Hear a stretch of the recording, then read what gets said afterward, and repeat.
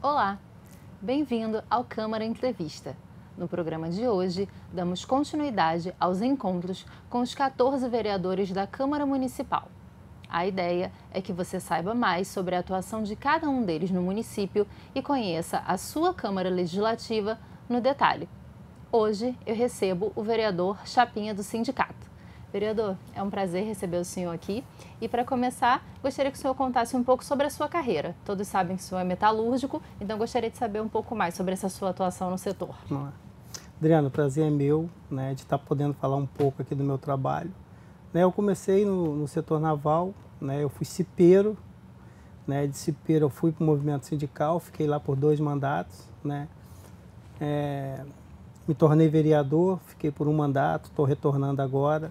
Na eleição passada eu fui o 13º vereador mais votado. Eu não gosto de falar que eu entrei no lugar do Obina, porque eu acho que o Obina é insubstituível.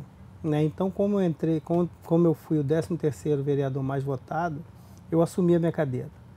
E a gente luta pela empregabilidade, pela geração de emprego, luta pelo trabalhador, pela trabalhadora no mercado de trabalho. E esses são os nossos projetos que a gente vai em busca para ver se a gente consegue realmente fazer acontecer. Qual que foi a motivação do senhor para entrar na política e para retornar agora depois de algum tempo afastado? Então, a motivação é a gente ter mais acesso a órgãos, a políticos que pudesse ajudar o trabalhador. Eu, para você ter uma ideia, eu sempre briguei pela profissionalização, para a gente pegar os nossos jovens e colocar no mercado de trabalho. Eu consegui trazer aqui para Angra, no meu primeiro mandato, curso de engenharia de produção, engenharia metalúrgica, mecânica e elétrica. Que antigamente os trabalhadores falavam, poxa, eu queria botar meu filho no estaleiro. Aí você perguntava, que nós tínhamos um banco de dados lá no sindicato. Eu falei, qual a função do seu filho? Ajudante. Hoje eu fico muito orgulhoso que eu encontro vários pais aí de metalúrgico e vem pleitear uma vaga para o filho de engenheiro. Quer dizer, a gente mudou a árvore genealógica deles. Ele teve oportunidade hoje que nós não tivemos no passado. A principal bandeira do senhor é o setor naval. Gostaria de saber hoje quais são as principais preocupações do senhor com os trabalhadores desse setor. A maior preocupação hoje, o estaleiro Brasfels, ele teve prestes a fechar em 2018.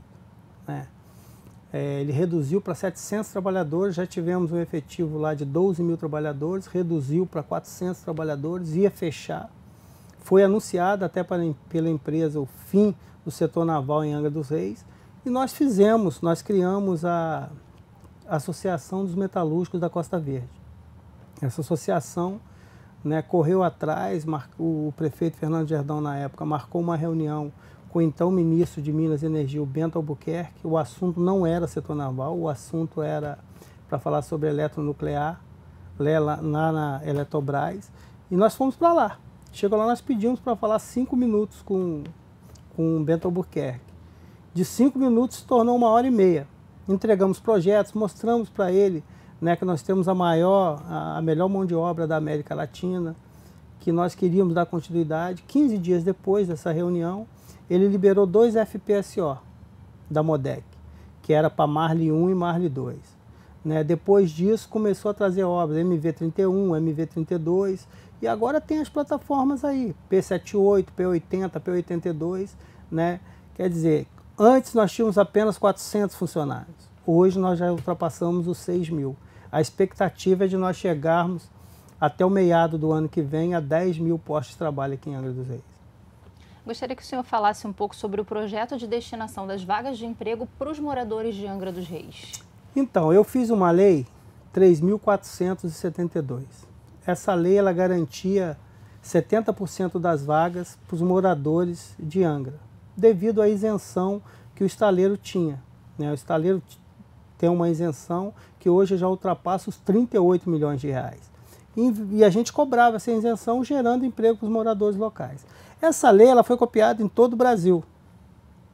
Hoje você vai ali em Santa Cruz, ali, você vai na Nuclep ali, se não for morador do local, você não entra. O banco de dados ali, o Cine, nem te atende.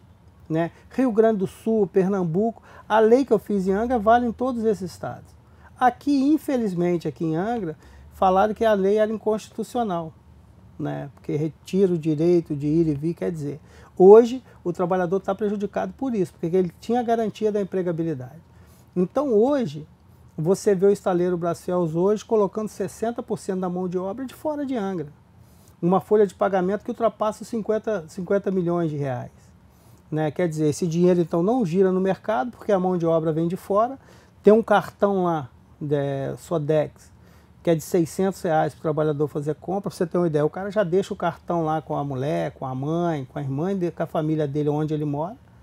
Né? Vem para cá, todo adiantamento e pagamento. Ele pega o adiantamento e o pagamento e vai gastar lá no município dele. Né? Quer dizer, não gera empregos indiretos aqui em Angra.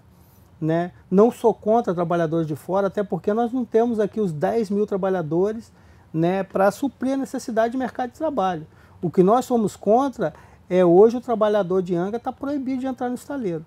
A gente briga muito por isso, inclusive eu já fiz um convite para o presidente internacional do Grupo Keppel vir ao Brasil para dar resposta sobre isso. Ele não veio, mas mandou um secretário dele direto na Keppel, aí tem uns 10 dias. Né? Vou fazer o segundo, porque eu quero que ele venha, porque eu garanto que ele não sabe dessa covardia. Nós aqui não somos coniventes com coisa errada. Né? Coisas que aconteceram no estaleiro de roubo, entre outras coisas, nós não vamos passar a mão na cabeça desse funcionário. Mas não dá simplesmente para o Brasfels hoje, né, bloquear centenas de trabalhadores de Angras que não pode entrar. Para você ter uma ideia, quando o estaleiro reduziu o efetivo dele de 10 mil para 400 trabalhadores, ele lançou uma circular se comprometendo, né, que assim que retomasse as obras, os primeiros a ser contratados seriam os ex-funcionários. O que nós queremos é isso, que pega aquele banco de dados, daqueles 10 mil funcionários que saiu e que chame dali. Né? Eu não quero chegar e falar assim, ó, você tem que entrar, Joãozinho tem que entrar. Não, não quero. Eu quero que a gente dê a oportunidade de escolha do trabalhador brigar pela vaga, que hoje não está acontecendo isso, entendeu? Vereador, sobre a empregabilidade das mulheres no estaleiro. Nós sabemos que hoje a maioria dos empregados são homens, então gostaria de saber se existem políticas públicas para a inserção das mulheres no estaleiro hoje. A gente já briga por isso há tempos. Né? Quando eu era diretor do sindicato, tinha um processo do estaleiro que 40% das vagas seriam para as mulheres. Né? E a gente tem cobrado muito, a Câmara de Vereadores, não falo só o Chapinha, porque a Câmara de Vereadores nós temos lá 3 ex-metalúrgicos. Né? E a gente cobra muito, o presidente da Câmara principalmente cobra muito, entendeu? E eu tive uma surpresa, o Brasfels não estava fichando o ajudante, né? Auxiliar de produção que eles falam. Né? E devido a essa cobrança, tem o que? Um mês, até um mês, uns 40 dias atrás, ela chamou cerca de 60 auxiliares de produção. E desses 60, o maior número eram mulheres. E a gente fica feliz, né, por ingressar a mulher ao mercado de trabalho. Que tem trabalho no estaleiro, o estaleiro é um trabalho bruto, né, um trabalho braçal e forte. Mas tem coisas lá, com a delicadeza das mulheres, sai uma perfeição incrível, principalmente a solda. Né? A solda, nós homens, claro que a gente solda legal. Eu, principalmente, era um barro cru, igual o pessoal fala aí. Né? Mas você vê uma solda de uma mulher, parece que ela está fazendo uma pulseira, entendeu? Então, tem espaço para ela sim, eu acho que tem que observar. E a mulher está tomando mercado, né? Você vê aí, principalmente aí, Globo News, a maioria elas são 3 mulheres tocando no programa de jornalismo. Isso é legal, isso é bastante legal. A gente briga muito por isso. Vereador, o que é a ficha suja do estaleiro Brasfels? Essa prática hoje ela ainda existe? Então, o que acontece? Eu não acredito em ficha suja. Tem uma restrição, para você ter uma ideia. Na época que eu era do sindicato, nós entramos com uma ação no Ministério Público do Trabalho. Né? Nós ganhamos uma ação do Brasfels em relação a isso, que mandaram um fiscal do Ministério do Trabalho. Ele constatou, né, no estaleiro, o metalúrgico que estiver vendo e ouvindo essa entrevista, ele vai entender o que eu estou falando. Antigamente eles pegavam o documento ali na portaria, o cara ia lá averiguar e falou, você não pode, sua ficha está suja. Foi assim que surgiu o nome do ficha suja, você não pode, sua ficha está suja. Então o que acontece? Nós acionamos, o sindicato acionou, né, o Ministério Público do Trabalho, nós ganhamos essa questão para o trabalhador, inclusive o Brasfels, ele é obrigado, e até hoje não pagou, a fazer obras no valor de 5 milhões de reais no posto de saúde, né, ali de Jacuecanga, e comprovadamente nós provamos que existiu ficha suja, e existe hoje até agora. Para você ter a gente está cobrando, a empresa ela alega que não tem ficha suja, mas se você for ali embaixo agora, você entrevistar ali 5 metalúrgicos, eu garanto para você que pelo menos 4 vai falar sobre as restrições. né, que tira o direito do trabalhador levar seu pão de cada dia para casa. E é isso que nós não concordamos, foi o que a gente falou aqui no início da entrevista. A gente não quer indicar ninguém, a gente só quer que uma empresa que tem 38 milhões de reais de isenção no município, fora as outras benefícios que tem aí, né, deixe o trabalhador pelo menos disputar a vaga. E isso não está acontecendo, entendeu? Vereador, qual que é hoje o papel do Sindicato dos Metalúrgicos? O atual sindicato hoje está deixando a desejar e muito, né? Hoje a empresa determina tudo, o sindicato simplesmente abaixa a cabeça e aceita. Se você for lá na portaria hoje e fizer uma entrevista lá, a indignação dos trabalhadores e das trabalhadoras de lá é de 90% a 98%. O sindicato deixou de fazer o papel dele, né, que é lutar pelo trabalhador e defender o trabalhador. Né? Hoje a empresa faz o que quer, né? E a gente não concorda com isso, né? A gente quer realmente o sindicato, não que radicalize, porque nós, na nossa época de sindicato, a gente lutava pelo trabalhador, mas quando não tinha obra também, a gente juntava os trabalhadores, botava no ônibus, ia para Brasília. Quantas vezes nós invadimos lá o BNDES, a Petrobras, porque nós queríamos obras aqui no estado do Rio de Janeiro, trouxemos muita obra, igual as sondas. Eram 7 sondas. Das 7 sondas, para você ter uma ideia, 5 virou sucata. Nós fomos para a luta lá e conseguimos manter as 2 sondas aqui, Urca e Frade, que está gerando emprego hoje. Nós não deixamos cortar, a empresa assumiu, vai fazer por conta própria, vai alugar ou vai vender. Mas quer dizer, nós não deixamos, né? A gente sempre lutou pelo emprego, pela geração de emprego aqui no município. Vereador, nós já chegamos na metade do mandato. O que a população pode esperar dos seus próximos 2 anos de trabalho? O meu mandato é um mandato diferente, né? Cada um faz o seu cada um. Eu não sou aquele vereador que fica fazendo indicação para iludir o povo. Ah, pedi aqui, fiz requerimento para fiscalizar aqui. O que eu falo? Eu vou buscar recurso, né? Eu busco recurso e coloco no município. Vou te dar o exemplo lá dos 10 milhões de reais lá do saneamento básico para Amonçoaba. Houve um vazamento aqui em Angra, né? Na época, a Petrobras, a Transpetro, ela foi multada em 50 milhões de reais. Esse dinheiro não ia vir R$1 para Angra. Né? Na época, o meu amigo e secretário do Ambiente, o André Correia, era o secretário do Ambiente. Né? Conversamos com ele, então o deputado Fernando Jordão, né, também somou força, nós conseguimos trazer esses 10 milhões para Amonçoaba. Né? Eu poderia indicar para qualquer lugar de Angra, mas nós preferimos indicar lá para Amonçoaba para despoluir aquela praia. Dos 10 milhões, 2 milhões foi investido para fazer o recapeamento da estrada Ponta Leste, sobrou 8 milhões que foi investido lá. Né? Parou a obra porque falta de dinheiro, mas foi conseguido agora um aditivo. O aditivo já foi depositado no SAI, né? Tá lá com o Larosa.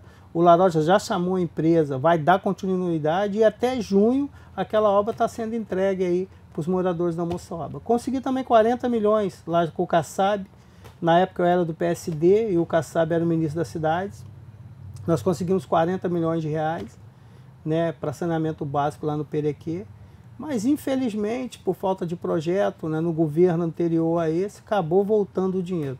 E uma coisa muito legal que eu gostaria de falar aqui, porque é pouco divulgado, que eu me orgulho muito de ter participado. Primeiro, a lei do transporte universitário é uma lei minha, Lei 3.153, que garante o transporte universitário para outros municípios, para quem quer cursar.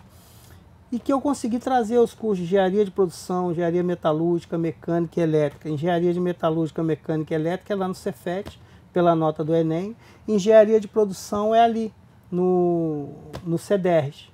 Isso é pouco divulgado, né? Você vê lá, em Mambucaba principalmente, que a maioria das pessoas hoje que fazem esse curso são pessoas de fora.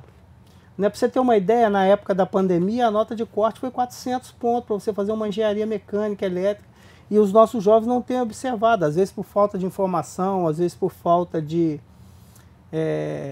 oportunidade. Então a gente precisa divulgar isso, né? Porque muitos aí fazem a prova do Enem, aí fica procurando outros cursos, e a gente tem aqui na porta de casa.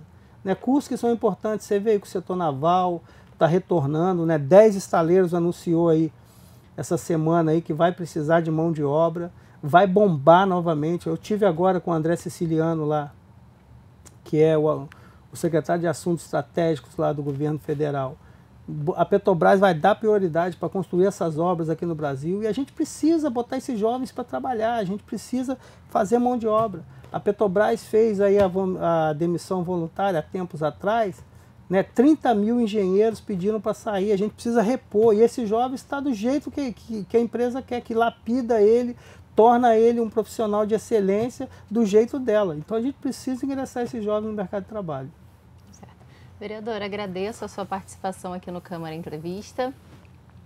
A gente volta na semana que vem. Até lá!